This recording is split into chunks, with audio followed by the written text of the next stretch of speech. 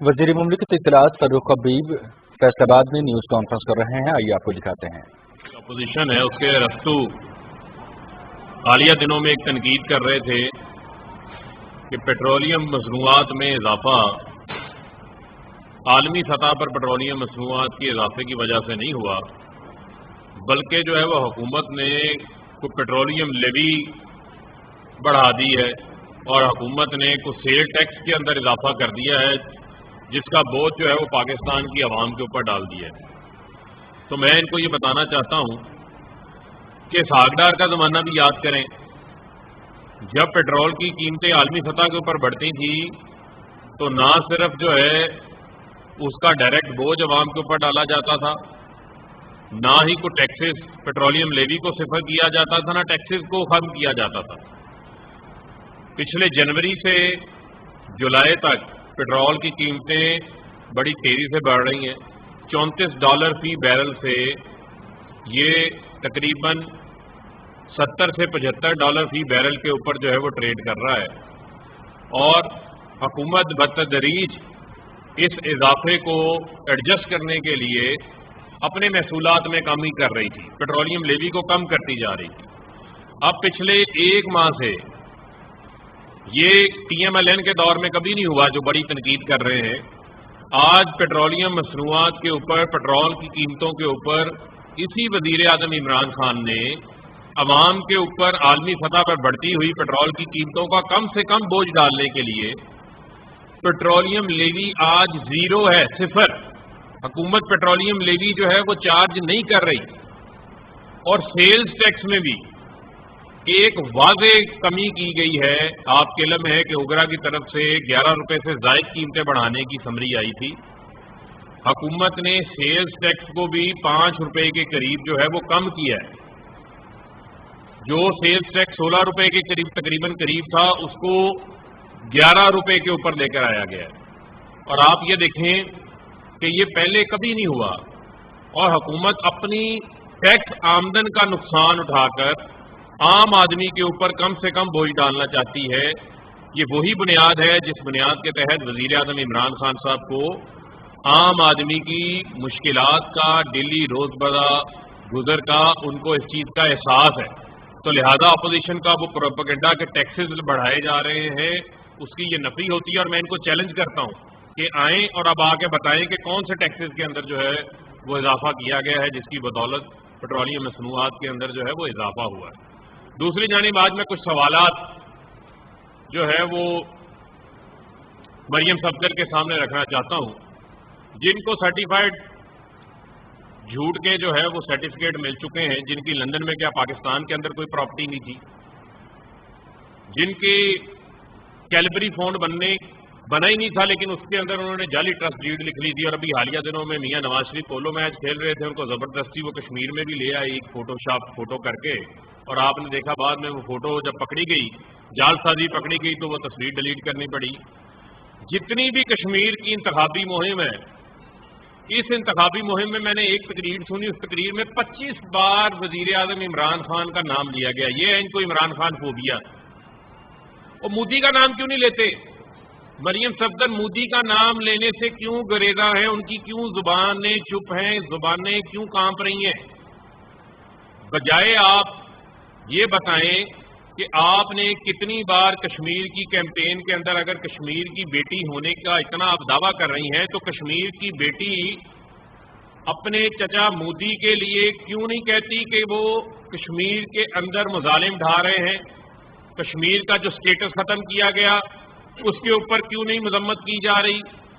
کشمیریوں کو، جو نہتے کشمیریوں کو، 80 لاکھ کشمیریوں کو کرفیو لگا کر پابند سلاسل کی صورتحال کی گئی ہے، مریم اس کے اوپر کیوں نہیں اس کی مذمت کر رہی؟ کیوں نہیں مذمت کی جا رہی اس چیز کی کہ حریت رہنماؤں کو پکڑ کر 5 اگست کے بعد ان کو پابند سلاسل کیا ہوا ہے؟ مریم صفدر اس بات کا جواب دیں کہ وہ کیوں نہیں اس بات کی اوپر اس کو لتار رہی مودی کو؟ مریم کے منہ سے RSS کا نام کیوں نہیں نکل رہا؟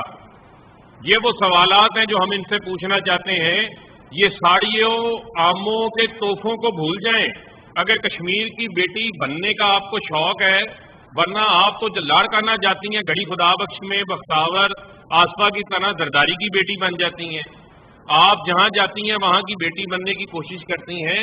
ایسا نہیں ہو سکتا. اگر آپ نے بیٹی بننی ہے اور کشمیریوں، آپ کی رگوں میں کشمیریوں کا خون ہوتا تو آپ کے گھر مودی جو ہے وہ افغانستان کے اندر جب دہشت گردی کے بیج بونے گیا تھا تو واپسی پر آپ کے گھر نہ آتا، آپ کی شادی پر حریت رہنما آتے.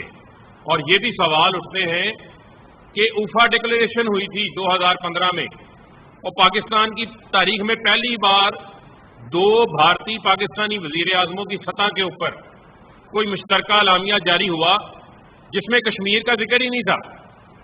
آپ یہ دیکھیں کہ اس سے پہلے جتنے معاہدے ہوئے، شملہ معاہدہ ہوا، نیو یارک معاہدہ ہوا، اعلامیہ لاہور ہوا، ہر موقع پہ اوپر کشمیر کا ذکر ہوتا تھا. لیکن نواز شریف صاحب کو مودی کے عشق میں اتنے اندھے ہوئے تھے، اتنے دیوانے ہوئے تھے کہ وہ کشمیر کا ذکر ہی نہیں کیا انہوں نے اوفا ڈکلیریشن کے اندر.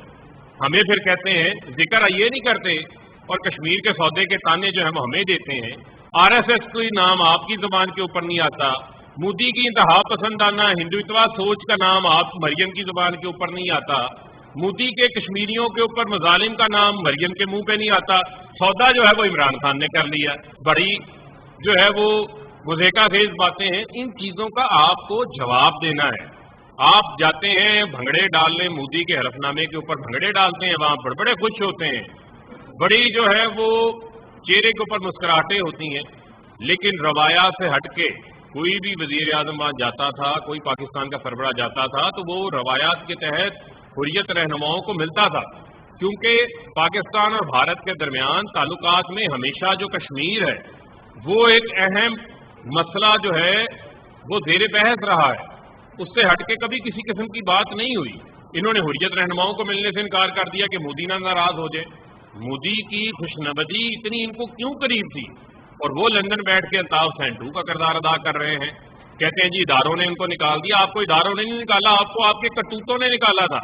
جو آپ نے کرپشن کی تھی، چوری کی تھی، منی لانڈرنگ کی تھی، جعلی اکاؤنٹس بنائے تھے.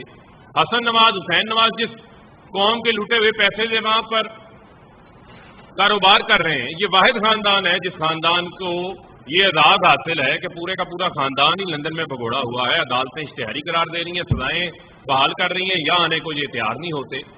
بنیادی چیز یہ ہے کہ وزیر اعظم عمران خان نے، وہ کہتے ہیں نا ہٹ ویئر اٹ فیلز، چوٹ وہاں لگاؤ جہاں سب سے زیادہ درد ہو. تو کل وزیر اعظم عمران خان سے ایک بھارتی چینل نے، ظاہری بات ہے کہ ان کی طرف سے ایک پلانٹڈ سوال کروایا گیا، تو وزیر اعظم صاحب نے کہا کہ آر ایس ایس کی آئیڈیالوجی جو ہے وہ آڑے آئی ہوئی ہے 2 ملکوں کے درمیان امن کے حوالے سے. آر ایس ایس کی آئیڈیالوجی ایک ہندوتوا کی سوچ ہے جس میں صرف مودی یہ چاہتے ہیں کہ انتہا پسند ہندوؤں کی جو ہندوتوا کی سوچ ہے، انتہا پسندانہ جو سوچ ہے، اس سوچ کو غالب کیا جائے جہاں پر وہاں پر رہنے والی اقلیتوں کے لیے کسی قسم کی کوئی جگہ نہ ہو. اور یہ کسی مذہب سے ہٹ کے یہ مودی کی انتہا پسندانہ سوچ ہے. لہذا میں یہ سمجھتا ہوں کہ آر ایس ایس کی آئیڈیالوجی کو وزیر اعظم عمران خان نے پوری دنیا کے اندر بتایا کہ مودی جو ہے وہ آر ایس ایس کے تاحیات ان کے رکن ہیں، آر ایس ایس کے نظریات کو جو ہے وہ فالو کر رہے ہیں. جب یہ بات پوری دنیا کے سامنے آئی تو پوری دنیا کا ویسٹرن میڈیا نے مودی کے خلاف لکھا. مجھے یہ بتائیں کہ 70 سال سے زائد کا کشمیر کا یہ ایشو ہے جس کے اوپر پاکستان اپنی ہمیشہ سے آواز بلند کرتا آ رہا ہے، لیکن وزیر اعظم عمران خان نے کشمیر کے سچے وکیل اور دلیر سفیر ہونے کا کردار ادا کیا. 2 بار اقوام متحدہ کے اجلاس میں انہوں نے اس معاملے کو ریز کیا، دنیا کو سینسٹائز کیا. سابقہ امریکی صدر ٹرمپ کے سامنے اس معاملے کو بھرپور انداز سے پیش کیا. اور آپ کے علم میں ہے کہ چاہے وہ او آئی سی کا فورم ہو، دنیا کا کوئی فورم ہو، دنیا کے کوئی بھی سربراہ ممالک ہو، وہاں پر وزیر اعظم صاحب اس مسئلے کو اجاگر کرتے رہے. ہمارے وزراء خارجہ اس معاملے کو اجاگر کرتے رہے. کشمیر کے مسئلے کے اوپر وزیر اعظم عمران خان نے واضح سٹینڈ لیا. قومی اسمبلی میں بھی انہوں نے بات کی کہ جب تک بھارت 5 اگست کے اقدامات سے پیچھے نہیں ہٹتا اس وقت تک جو ہے ہم کشمیر بھارت کے ساتھ کسی قسم کی کوئی بات چیت نہیں کریں گے. اس سے واضح اسٹینڈ کیا ہو سکتا ہے؟ لیکن آپ اپنے مذموم عزائم کے لیے، ابو بچاؤ مہم کو آگے بڑھانے کے لیے، NRO حاصل کرنے کے لیے، بجائے آپ جا کر کشمیریوں کے ساتھ جو ظلم مودی کر رہا ہے اس کے اوپر اظہار یکجہتی کریں. آپ کو صرف ایک نام یاد آتا ہے، وہ ہے عمران خان کا، جو اس قوم کا فخر ہے، جو آپ کی کیے گئے اس قوم کے اتصال کے خلاف کام کر رہا ہے. اس ملک کو ٹھیک کرنے کی کوشش کر رہا ہے، اس ملک کے اداروں کو ٹھیک کرنے کی کوشش کر رہا ہے، اس ملک کی اکانومی کو ٹھیک کرنے کی کوشش کر رہا ہے. آپ جو ہے اس کے اوپر الزامات لگانا شروع کر دیتے ہیں. تو لہذا جس قسم کا رویہ انہوں نے وہاں اختیار کیا، جس قسم کی یہ گلوکریسی کے اوپر اتر آئے ہیں، اس سے واضح نظر آتا ہے کہ ان کو اپنی شکست نظر آ رہی ہے. کیونکہ پچھلے 5 سالہ دور حکومت میں انہوں نے کشمیریوں کے لیے کچھ بھی نہیں کیا. وہاں کچھ نہ کرنے کے اوپر جو ہے انہوں نے آج کشمیر کی عوام 25 جولائی کو انتخابات کے اندر اپنے سچے سفیر، سچے وکیل عمران خان کی پارٹی کو ووٹ دیں گے، اور وہاں پر انشاءاللہ عمران خان کی جو ہے وہ حکومت بنے گی. جی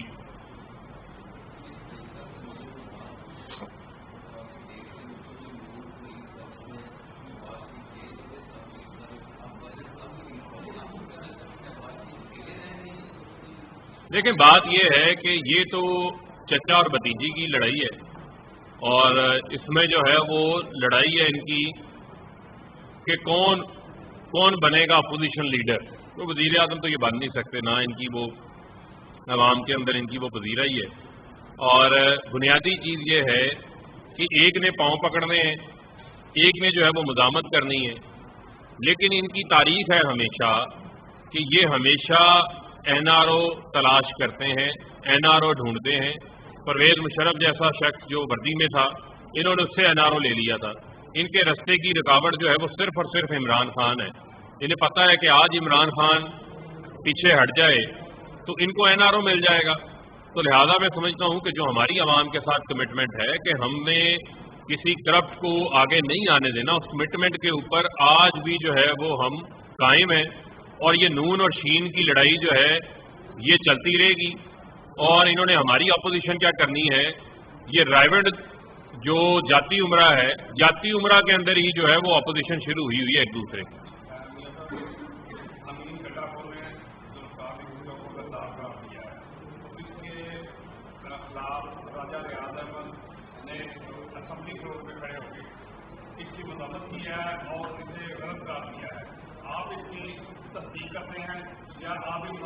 دیکھیں، بات یہ ہے کہ ہر شخص کا اپنا اظہار رائے کا ایک طریقہ کار ہے، اظہار رائے کا خیال ہے.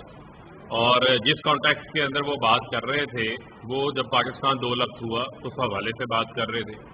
اس وقت کے جو زمینی حقائق تھے اس کے اوپر لوگوں کی جو ہے وہ آراء تقسیم ہے. کچھ لوگ یہ کہتے ہیں کہ اس وقت کیونکہ یہ تاریخ کا حصہ ہے کہ ہمیں جو ہے وہ پاکستان کو یونٹ رکھنے کے لیے جس کو جو مینڈیٹ ملا تھا وہ مان لینا چاہیے تھا، اپنی ضد نہیں لگانی چاہیے تھی.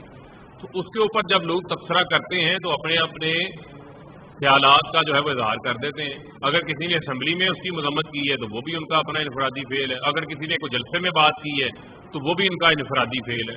بطور حکومت ہم کسی کو سرٹیفکیٹ بانٹنے کے لیے نہیں بیٹھے.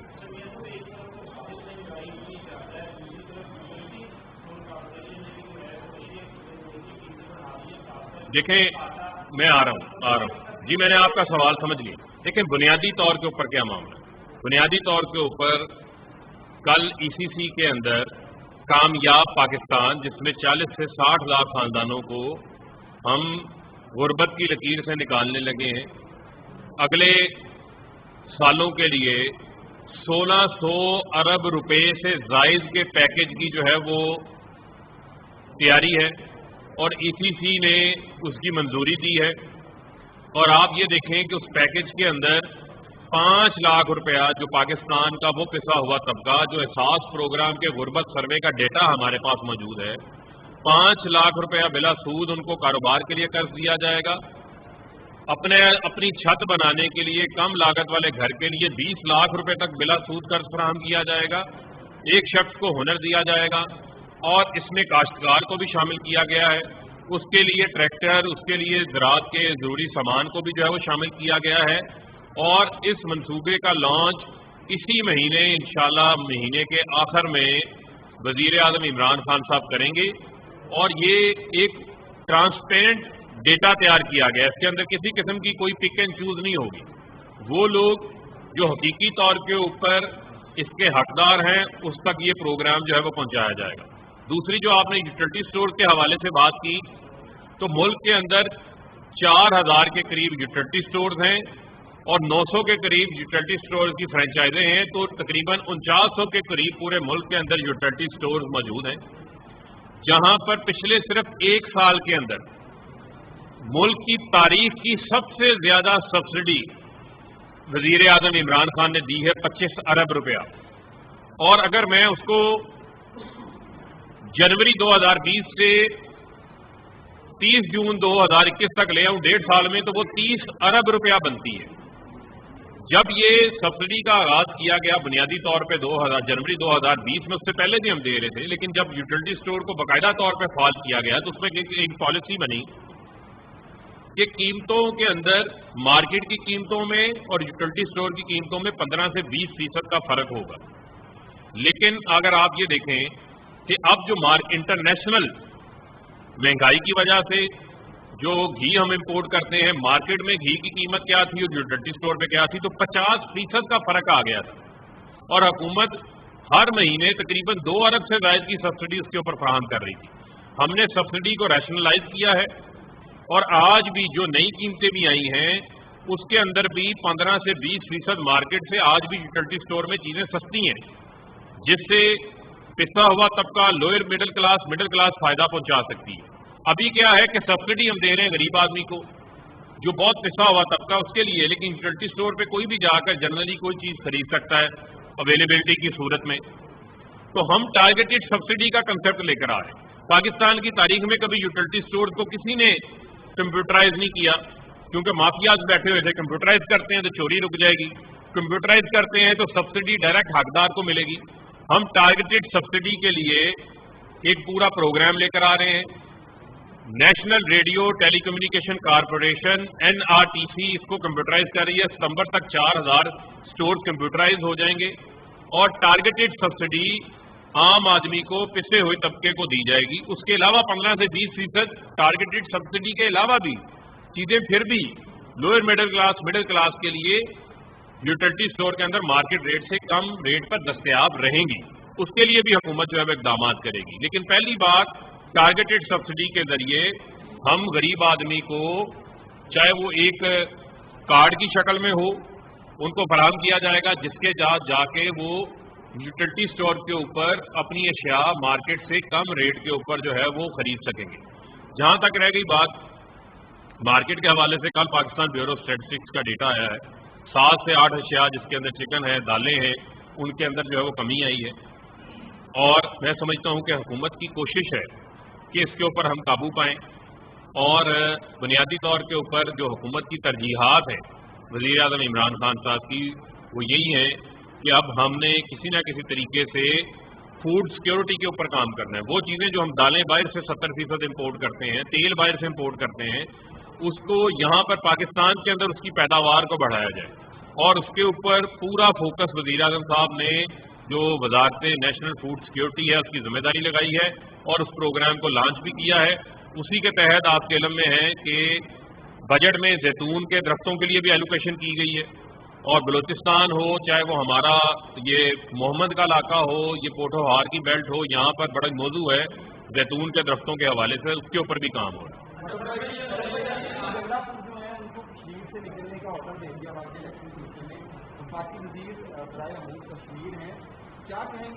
یہ دیکھنا پڑے گا کہ وہ ان کا کیا فیصلہ ہے، کس بنیاد کے اوپر ہے، یقیناً وہ اس کو دیکھ رہے ہوں گے، پھر دیکھتے ہیں کہ اس کے اوپر کیا ڈیسیژن کریں۔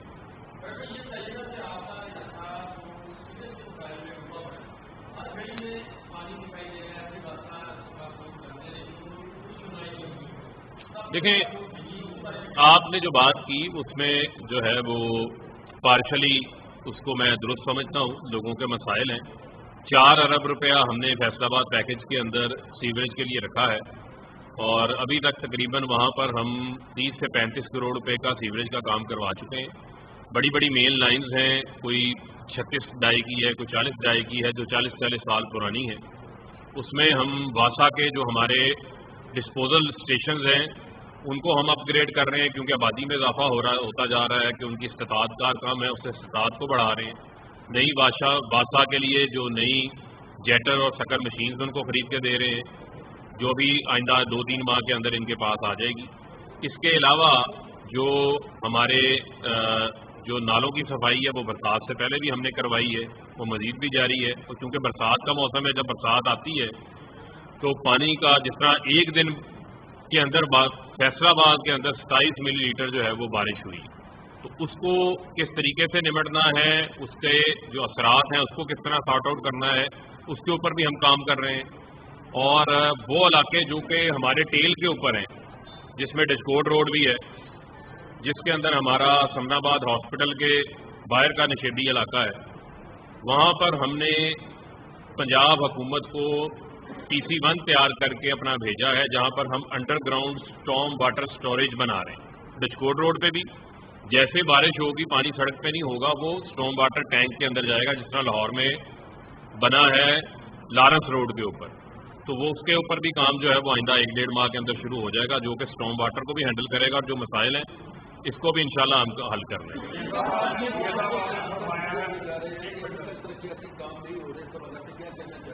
دیکھیں, تمام جنگ روڈ کے اوپر کام شروع ہو گیا, اور فیصلہ آباد کے لیے تاریخی پیکج ہے. جو ہمارے ٹینڈرز ہیں وہ ٹینڈرز اوپن ہو گئے. پنجاب کی تاریخ میں کبھی ایسا نہیں ہوا کہ 97% آپ کا ADB اینول ڈیولپمنٹ بجٹ جو ہے وہ خرچ ہوا ہو. شہباز شریف کے دور میں بھی 75 سے 80% کے درمیان یہ خرچ ہوتا تھا, اور 1 جولائی کو ہمیشہ فنڈ جا کے کوئی مڈ آف دا اگست یا اینڈ آف دا اگست جاری ہوتے تھے. آن گوئنگ جتنی اسکیمیں ہیں ان اسکیموں کے پنجاب حکومت نے 1 جولائی کو جتنی ایلوکیشنیں تھی وہ ریلیز کر دی. 560 ارب سے زائد کا پنجاب کا اینول ڈیولپمنٹ پروگرام ہے, ترقیاتی پروگرام ہے اس سال کا. اور جو نئی اسکیمز آئی ہیں ان کے اوپر بھی PC1 مکمل کر کے اگست تک جو ہے وہ فنڈ ریلیز کر دیے جائیں گے. کیونکہ ہمارا فیصلہ آباد پیکج تقریباً جو ہے وہ اب آن گوئنگ بن گیا تھا, کیونکہ پچھلے سال اس کو ADP کا حصہ بنا لیا گیا تھا. اس کے ہمارے بہت سارے جو بڑے منصوبے ہیں ان کے ٹینڈرز جو ہے وہ ہو چکے ہیں, جس میں شہر کی جو مین شاہراہیں ہیں, جس میں ہماری سرگودا روڈ شامل ہے, جڑا والا روڈ شامل ہے, سمندری روڈ شامل ہے, ستیانہ روڈ شامل ہے. جہانگ روڈ کے اوپر جو ہے وہ کام شروع ہو گیا, 17 کروڑ روپے کا وہ منصوبہ ہے جس کے اوپر وہاں پہ کام ہو رہا ہے. یہ اس کے علاوہ جو ہماری رورل روڈز ہیں جس میں بڑی تعداد کے اندر جو ہے وہ فنڈز رکھے گئے ہیں, اس کے اوپر بھی جلد کام شروع ہو جائے گا. اور یہ جو سڑکوں والا معاملہ ہے یہ آپ کو حل ہوتا نظر آئے گا.